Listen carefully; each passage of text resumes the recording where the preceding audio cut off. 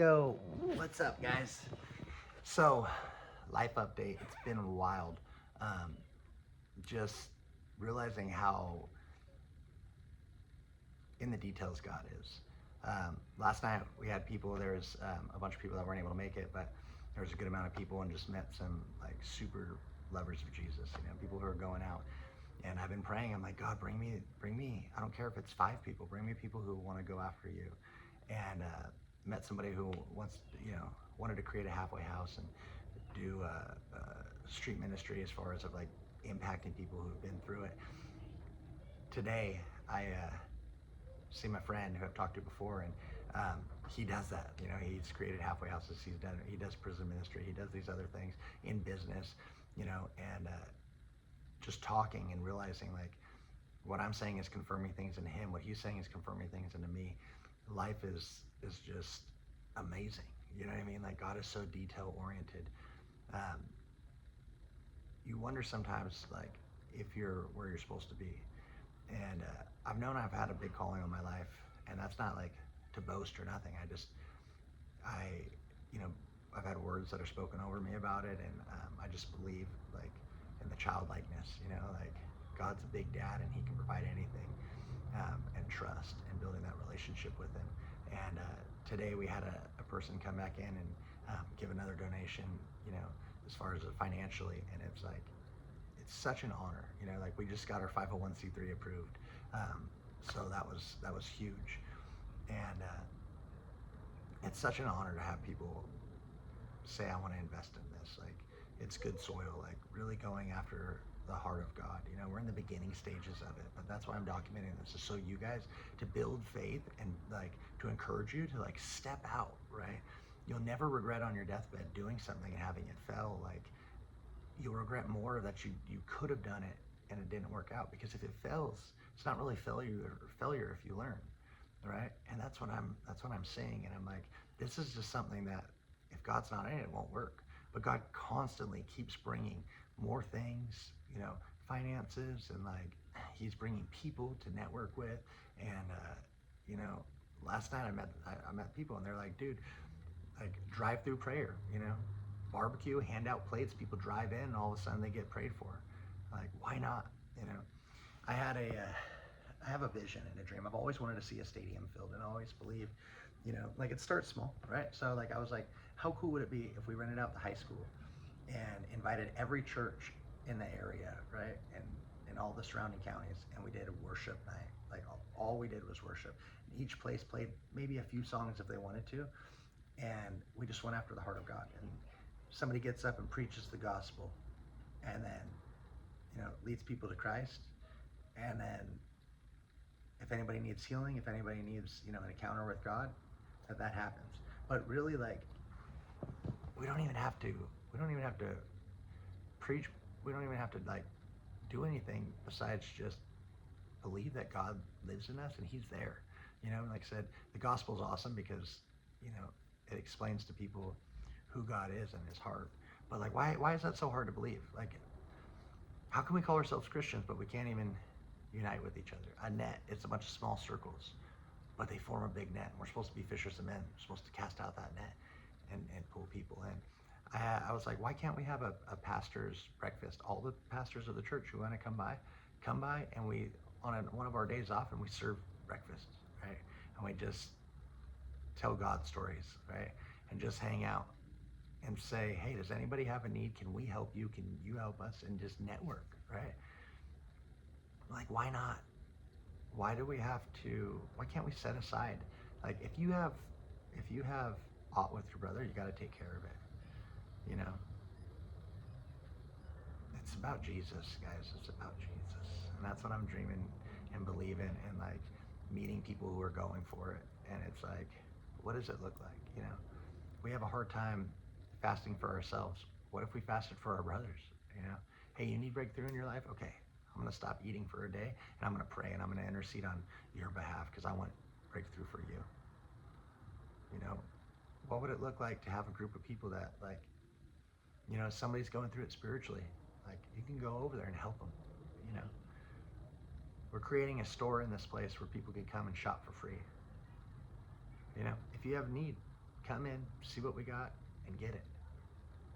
And if if you have, then you donate. Buy somebody food, right? Do this, do that. Like, we're trying to create a place that looks like the Church of Acts. And what I'm realizing is there's a lot of people who've been praying for the same thing. Revival's here, revival's now. We're at the very front of it. But when I talk to people who are going for it, there's God's story after God's story after God's story. And it's wild. I'm like, people don't hear this. They just go to church, they live a good life, right? They try not to sin, and that's it. If that's, it's radical Christianity is normal Christianity, right? Loving the one in front of you. Like, if you're not an evangelist and you're afraid to go out and pray for people, you have a bank teller, you have a person you eat with, like at the restaurant, you have a family member, you have a cousin. Like, live a life that is attractive to other people, that they say, no matter what your circumstances are, no matter what, life looks like, you have this love in your heart, this joy. Our circumstances, they don't matter because God's in control, right? We say we believe the Bible. Well, in there it says that he owns like the cattle on the hill, that he takes care of the birds. How much more does he love us? Seek the kingdom first and its righteousness, and everything will be added unto you. Is God a liar, or, is it true? Are we making him a liar? You know what I'm saying? It's not what we can get out of God. It's how we can pour the love of God out on other people. It's the upside down kingdom. To go higher, you got to go lower, right? To see more, you got to serve more, right? What does it look like to honor our pastors, right? I mean, I know like churches individually do that, but like, what does it look like? Dude, I have bit my tongue and apologized for things when I felt like I was justified in my anger, and I realized, like, that you can win the battle but lose the war. If you lose your wife's heart but you won the argument, did you really win? Right?